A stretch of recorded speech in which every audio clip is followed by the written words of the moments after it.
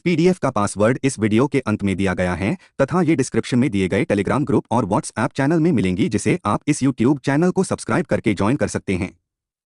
RAS का notification eighty high. बहुत सारे ऐसे स्टूडेंट्स जो आरएएस बनने का सोच रहे अब एक्टिव हो गए हैं, और आपको पता है वो लोग क्या कर रहे हैं? QCH लोग अपने जियो के डेटा को गूगल पा बीओ के सर्च के आरएनई में खर्च कर रहे हैं। QCH लोग नोट्स ढूंढ रहे हैं, मतलब रेडीमेड एसएमएन। QCH लोग तो यूट्यूब पा अलग अलग गुरुजी की क्लास देखकर उनको रैंकिंग डीएनई में लगे हैं कि कौन बढ़िया पढ़ा रहा है, लेकिन फोकस होकर तैयारी कोई नहीं कर रहा है। केवायु भाई आईएसी मौके बार नहीं मिलते हैं।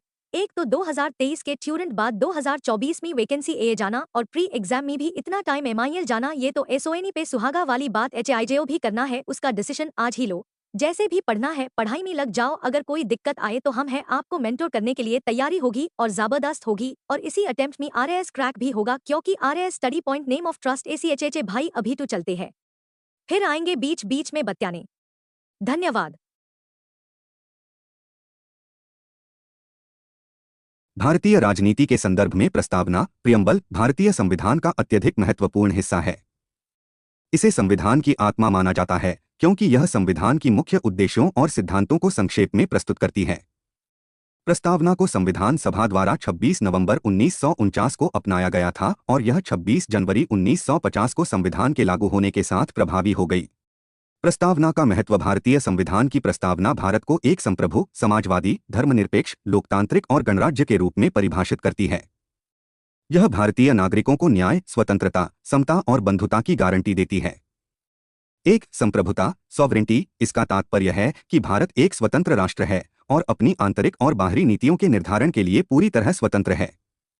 भारत किसी भी बाहरी शक्ति के अधीन नहीं है। दो समाजवाद, सोशलिज्म। समाजवाद का मतलब है कि देश की संपत्ति और संसाधनों का वितरण इस प्रकार हो कि समाज के प्रत्येक व्यक्ति को आर्थिक और सामाजिक न्याय मिल सके। यह सरकार की नीति निर्धारण में समाज के कमजोर वर्गों के उत्थान पर ध्यान केंद्रित करता है। तीन धर्मनिरपेक्षता, सेक्युलरिज्म। भारत में कोई राज्य धर्म नहीं है। हर नागरिक को अपने धर्म का पालन करने, प्रचार करने और उसका अनुसरण करने की स्वतंत्रता है। सरकार धर्म के आधार पर किसी भी प्रकार का भेदभाव नहीं करती। चार लोकतंत्र, डेमोक्रेसी। भारत में सत्ता का अंतिम स्रोत जनता है। जनता के द्वारा, जनता के लिए और जनता के हित में सरकार का गठन होता है। जनता अपने प्रतिनिधियों का चुनाव करती है और उन्हें सत्ता प्रदान करती है। पांच गणराज्य, रिपब्लिक। भारत में राष्ट्र प्रमुख एक निर्वाचित व्यक्ति होता है, न कि किसी वंशानुगत राजा या महाराजा के रूप में। राष्ट्रपति का चुनाव होता है और वह एक निश्चित समय के लिए कार्य करता है। प्रस्तावना के प्रमुख तत्व। एक न्याय, जस्टिस। प्रस्तावना सामाजिक, आर्थिक और राजनीतिक न्याय की गारंटी देती है। इसका उद्देश्य है कि देश में किसी भी प्रकार का शोषण या अन्याय न हो। दो स्वतंत्रता, लिबर्टी। विचार, अभिव्यक्ति, विश्वास, धर्म और उपासना की स्वतंत्रता का वादा किया गया है। इसका मतलब है कि हर नागरिक को अपने विचार रखने और जीवन जीने की स्वतंत्रता है। तीन समता, इक्वालिटी। समाज में किसी भी प्रकार का भेदभाव नहीं होगा, सभी को कानून की नज़र में समान अधिकार प्राप्त होंगे। यह सामाजिक और आर्थिक असमानताओं को दूर करने की दिशा में महत्वपूर्ण कदम है। चार बंधुता, फ्रैटर्निटी। बंधुता का मतलब है कि देश के सभी नागरिक एकता और अखंडता में विश्वास रखें और एक दूसरे के साथ सद्भावना से रहें। यह राष्ट्रीय एकता और अखंडता के लिए अत्यंत महत्वपूर्ण है। 42वां संविधान संशोधन। 1,97,61,976 में 42वें संविधान संशोधन के द्वारा प्रस्तावना में 3 नए शब्द जोड़े गए: समाजवादी, धर्मनिरपेक्ष और अखंडता।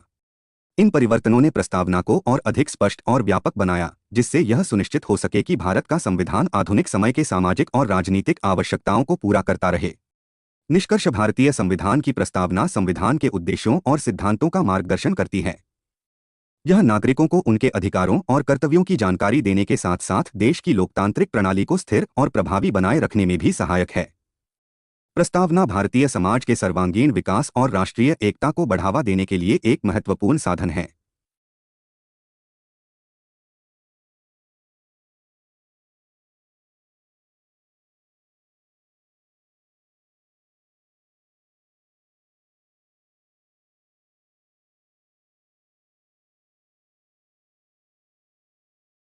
पहले सोच आरएची द की आरएएस का नोटिफिकेशन आएगा तब पढ़ेंगे।